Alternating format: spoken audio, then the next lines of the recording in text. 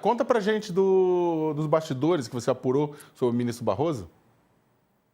Vamos lá, eu acho que tem umas coisas legais que eu queria até, eu acho que é bom num sábado a gente colocar, mas o ministro Barroso, ele surpreendeu, na verdade, assim, não que ele tenha surpreendido, viu, Saca? Contando a história desde o começo, o ministro Barroso, ele foi bastante coerente, na verdade, porque desde que ele assumiu a presidência, ele compartilhava da ideia de que, encerrada a presidência do STF, o ideal deveria ser ele se aposentar. Ele imaginava isso, ele conta isso um pouco, né?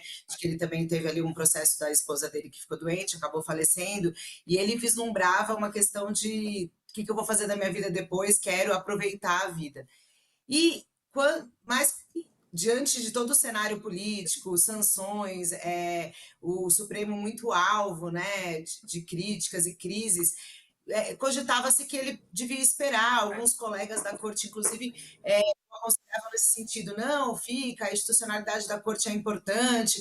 E o Barroso acabou, né, falando, eu estou pensando, e ele chegou a dizer, assim que saiu da presidência, que ele ia e vai, né, fazer um retiro espiritual agora em outubro, e aí ele ia decidir. Mas acontece que nos últimos dias, segundo pessoas ali próximas dele, ele começou a ter esse processo de decisão mais maturado na cabeça dele, e muito individual, assim, digamos, né? Ele realmente se fechou ali e tomou uma decisão.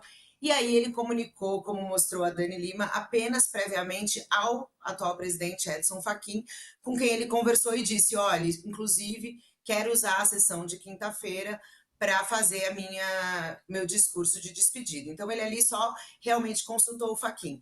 Na quinta-feira, né, nos momentos finais, entre quarta e quinta-feira, ele acabou, no seu gabinete, criou-se ali um clima de, olha, tem alguma coisa acontecendo aqui, evidentemente. O Barroso, ele é apontado por muita gente, estava uma pessoa hoje, inclusive, que trabalha ali no círculo dele, ele é muito gentil, sabe? Ele conversa muito com o entorno do gabinete, então as pessoas começaram a perceber ali um pouco diferente do ministro Barroso, que se preparava para esse discurso, né?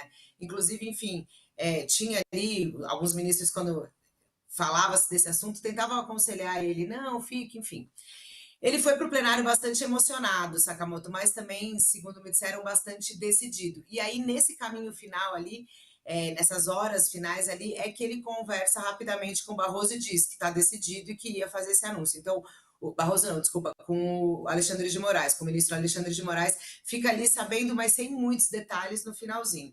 Enfim, ele vai para esse plenário firme e faz o discurso que a gente viu, né, Saka? E aí o que eu queria falar até, que eu achei curioso, que é como ele coloca também a importância de cuidar da saúde mental. Ontem, inclusive, era o dia da saúde mental, ele fala de cuidar da espiritualidade e toma essa decisão que agora, né, para Barroso, pessoalmente, ele fala muito, e conversando ali com as pessoas, falaram a questão pessoal, ele tem um neto de 1 ano, quer viver mais próximo da família, enfim, quer curtir a vida mesmo. E eu acho interessante quando uma autoridade, né, da envergadura de um presidente do Supremo Tribunal Federal diz: olha, eu realmente resolvi me aposentar, quero cuidar da mente, quero fazer yoga, retiro espiritual. Enfim, eu acho muito curioso. Inclusive, essa semana no UOL teve uma matéria bastante bem lida, que eu achei curiosa também, do CEO da Nestlé, né, que dos compromissos inadiáveis dele é a prática da yoga, por exemplo, também pensando no bem-estar mental, enfim. Foi esse cenário aí que levou o Barroso. Agora a gente não sabe, vai ter, provavelmente, essa última semana ele não deve mais ter participação em plenário, não sabemos, né? Tem até alguns colegas já noticiando que ele pode fazer algum outro voto a mais, mas o fato é de que ele pesou nesse momento o lado pessoal e chegou no plenário na quinta-feira extremamente decidido de encerrar essa página dele no Supremo Tribunal Federal e até talvez na carreira da magistratura mesmo. A gente não sabe, o ministro Barroso tem aí o escritório de advocacia da família, né? Enfim, pode ser que volte a trabalhar, mas o primeiro momento dele é descansar e cuidar do corpo, da mente, da alma, enfim, e dali quer ouvir, né, quer ler livros, poesia, enfim, ministro que deixa a Suprema Corte com esse bem-estar, né, digamos assim, que eu acho interessante da gente destacar também, sabe? Aliás, eu ouvi um bafafá em Brasília, Carla, antes de passar para o Beto, não sei se você ouviu alguma coisa nesse sentido, de que haveria uma chance do presidente Lula oferecer a embaixada do Brasil em Portugal para o ministro Barroso, quando ele sair. Você ouviu alguma coisa nesse sentido, não? Sim, tem. Sim, tem sim, saca? É isso. Porque o que que acontece, né? É o que eu falei, o Barroso pode ter essa intenção de sair dos holofotes da cena e ter uma vida mais pacata e reservada, mas o presidente Lula, exemplo do que fez com Lewandowski, né, o ministro da Justiça, ele buscou ali uma figura que tem um alto conhecimento jurídico, que tem uma respeitabilidade, que tinha deixado o STF e estava na iniciativa privada, fazendo grandes consultorias, né?